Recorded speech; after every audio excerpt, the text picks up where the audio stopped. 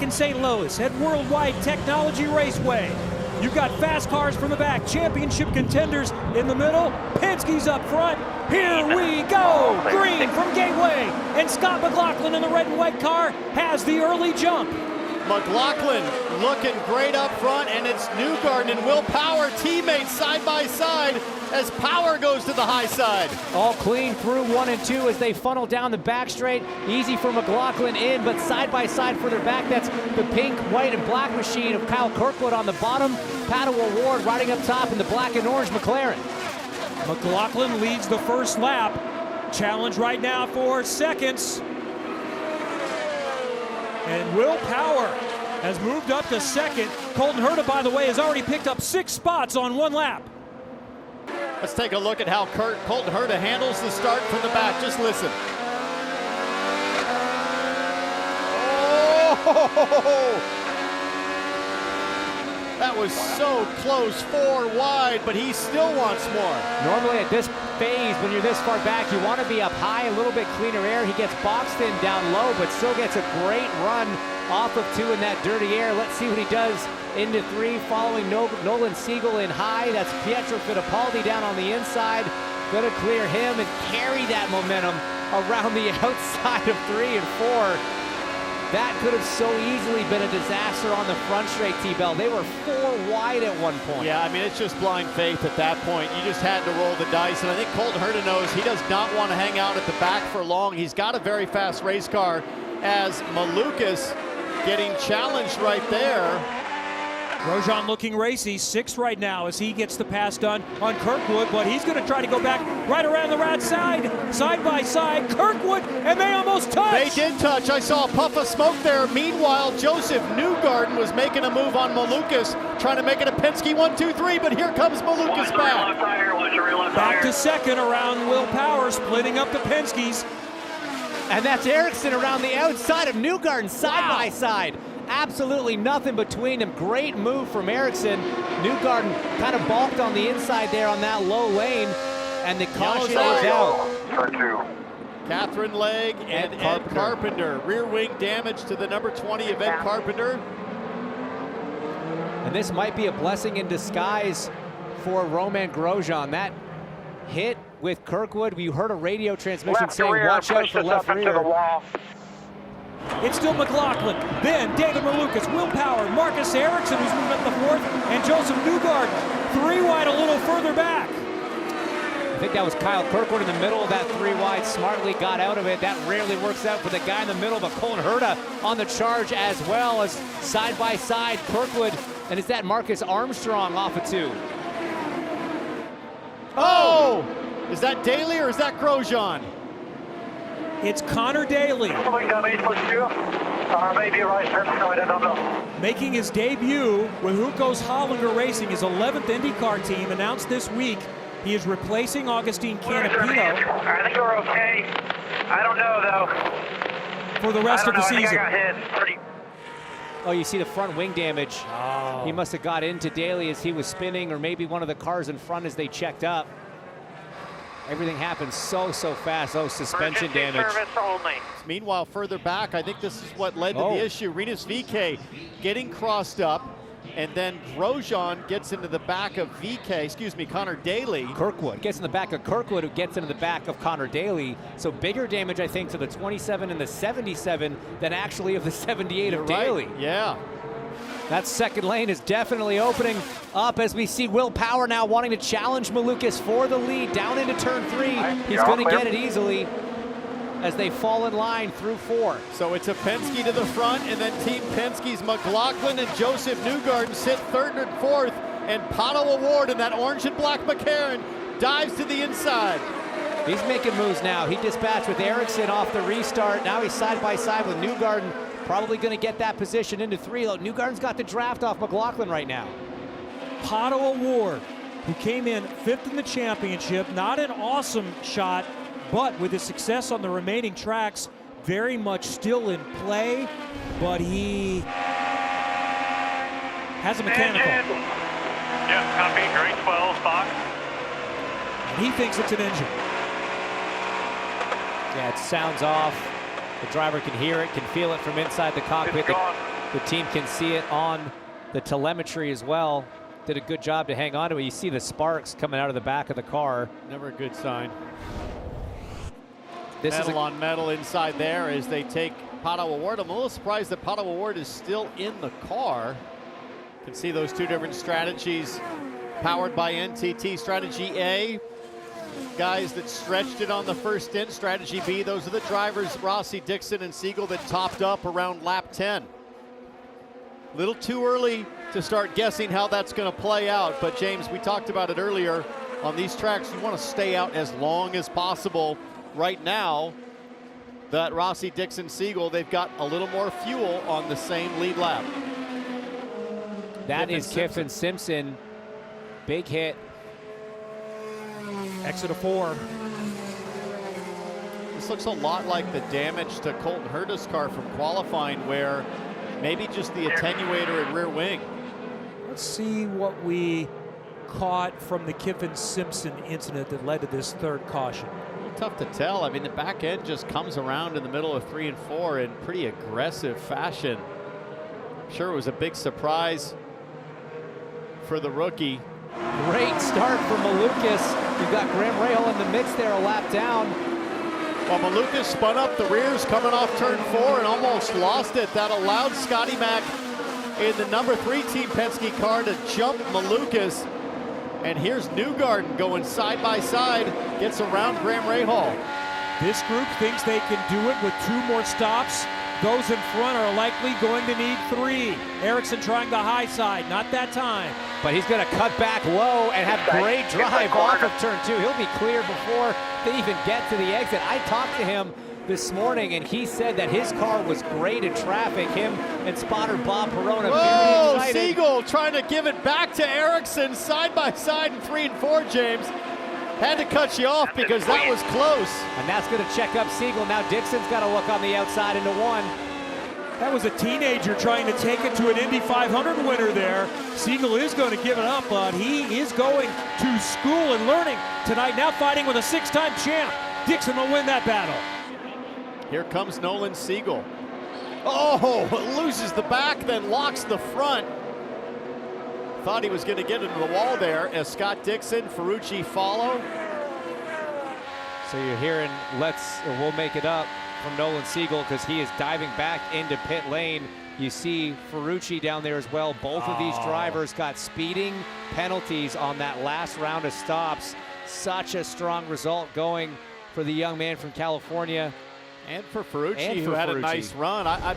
Siegel's penalty doesn't surprise me because, as he said right there, he locked up the rear. He did a heck of a job saving the race car, then locked up the front to try to get it wound up. And this is a motor issue. It sounds like. Turn it off, get some fans on it. Yeah, you just heard Eric Bressman turn it off, get some fans on it. So we heard that overheating radio. That wasn't about the tires, that was about the motor, and that's why they were falling back. So there has been some Honda engineers down here trying to diagnose exactly what's wrong, and that's why you saw the hesitation to change the tires. It wasn't an issue with those. It was, what are we going to do with the back half of the race car? So devastation here for Ericsson, been the best Andretti car so far today. Track temps continuing to fall down to 99 degrees. As these two are now racing up front for essentially the race lead. McLaughlin trying to hold off. Joseph Newgarden and Christian Lundgaard could be a pick there in front. McLaughlin holds him up for now. And Newgarden's got to be careful. That's what I'm talking about, the wash up. You get into that dirty air trying to make a move and you check up. You slide too high, you might go for a ride. On board here with Lundgaard. Watch McLaughlin here try to work his way through traffic. They're too wide in front of him. And he's going to try to put the championship here leader comes Alex Newgarden. Palou Look down. at the run. Newgarden to the high side of Herta. He's got a big run on his teammate. And here he comes on McLaughlin. Can he use the traffic to his advantage? McLaughlin clears. He's wiggling. Newgarden's coming through. Can he hang on? No. Newgarden going around. That's what I was talking about. That light gray is so dangerous up high. All clear behind, all clear behind. What a save.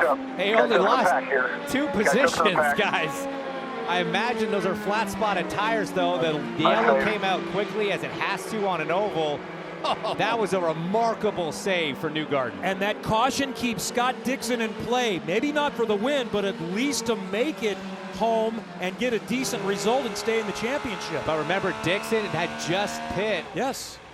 This will be fascinating. To try to get home, but there's going to be a fuel save involved. Let's go back and take a look at what happened here with Joseph Newgarden. You can see all of the debris and marbles up high at the exit of turn 2, but miraculously, A, kept it off the fence, and B, look at how quickly IndyCar gets to a yellow flag situation to protect Joseph Newgarden. And that was the move right there. He had to make an adjustment late in the corner with Alex Palou slowing down a bit. I think Will Power is now in the catbird seat again. Colton Herta's going to have to save to get home if he's trying to stretch it, and Power is just going to go race his way back to the lead. Here he comes. Watch Malukas. Big run off of turn 4. He'll look to the inside on Will Power. This could be effectively for the win. Side by side with Kendrick. They touch, and he goes around. Heavy damage for David Malukas. Battling for Will Power for what might have been the win, and it ends in tears for Malukas. And this is an interesting caution with only 2 cars on the lead lap, McLaughlin and Newgarden. And this is a significant crash. Can McLaughlin and Newgarden be able to coast home? And I am still stunned that those that stopped on 199 needed to pit here in the last 10 laps like Rosenquist. So Kirkwood comes down, takes a little bit of air away. That was tight. I think Will Power really pinched David Malukas to the high side. And knowing that he was going to have the dirty air from, I put that more on Power, to be honest. Yep. That's just situational awareness. You know that Malukas is going to pick up some understeer, being that close to Kyle Kirkwood, and really ran him tight. Is that enough for race control to lean in? Low. All right. Do you take tires? You cannot take tires. There is no time to take tires. The fuel fill will be so short. I don't know. They burned a lot of gas here. Newgarden takes tires. Oh, here's why you do it, because you're only racing each other, and now you've got the new tire advantage over the cars behind. Herta, Power, Lundqvist. Look at Newgarden did 5.1. How can the 3-team respond? They can't. They can't. How do you do a 5.1 second pit stop? Because you would need almost no fuel. It was just how quickly can you get 4 Firestones on, and that right there could have been, you're hearing safe fuel. They put in just enough. Herta, Power, Rossi, Lundqvist in play, and the championship leader Palou. Newgarden really slow to bring him to speed as there's a crash with Rossi and Power. In the back, you see Jack Harvey as well. Connor Daly gets some debris. This might cause a red flag, guys. This might cause a red flag. They don't want to finish this race under caution. You're not going to clean up 3 cars in 9 laps. IndyCar has time. This is a tough break. Boy. Did you see the signal that Will Power just sent to his teammate Joseph Newgarden about that restart? It was slow, Townsend. Like I said, you're supposed to maintain pace car speed. McLaughlin was right on his gearbox. So yeah, I mean, did Rossi just miss time? I don't know that Newgarden did anything wrong. It looked consistent speed-wise. It was slow, but it was consistent, and the green light came on. Going late. There was a speed adjustment there from Power, so you can't really put that all on Rossi either. We have to watch this a couple times from both cars. It sounded like Power jumped and then had to get off it. You're trying to roll green. I want to watch Will's on board one more time, because I'm with you. Again, it's not that it's his fault necessarily, but it sort of explains why Rossi got into the back of him. Somebody checks up, because you see the momentum Palou had from behind as well. I think there was a little bit of checkup, James, from Will Power, but I think Rossi was super jumpy on getting after the throttle. The question is, why did Power have to check up? Going late. Go away. Yeah, I want to see an onboard from one of the front 2 cars. Power got on the throttle because the green light was on. Power almost got into the back of Herta. Yeah, it was him checking up to avoid hitting the 26. That It's almost like Will Power was driving the light. That will move him into a tie in the top 10 with legends Paul Tracy, Dario Franchitti, and Elio Castroneves. And here we go again. Is this the final restart? And it's a great jump for Newgarden. The battle is going to be back there for third. Championship leader Palou under attack from his teammate Linus Lundqvist going around the outside. The rookie looking racy, Lundqvist to the high side. Boy, Newgarden played that one completely different this time. with more of a championship lead, but for his teammate Linus Lundqvist, he wants that podium. He had one earlier this year at Barber Motorsports Park. He is all over the 26 of Colin Herta. There now, he's there. Side by side, Lundqvist, the rookie, on Herta, and he's got him up to third. Linus Lundqvist might be staking a claim that, hey, I deserve to stay in IndyCar, and he is gapping Colton Herta. For Joseph Newgarden, this is going to be win number 31 into the top 10 all time. He's the king of corn country. Is he now the master on the mighty Mississippi? Fifth time for a win at Worldwide Technology Raceway. Joseph Newgarden has won in St. Louis. Oh my gosh, that's your guys' win right there. Thank you. Great job. We win that race with you. We needed that one. Hi folks, Lee Diffie from NBC Sports here. If you truly enjoyed what you just watched, you can get more news, interviews, and highlights by subscribing to the Motorsports on NBC YouTube page. You can get it all, so go for it.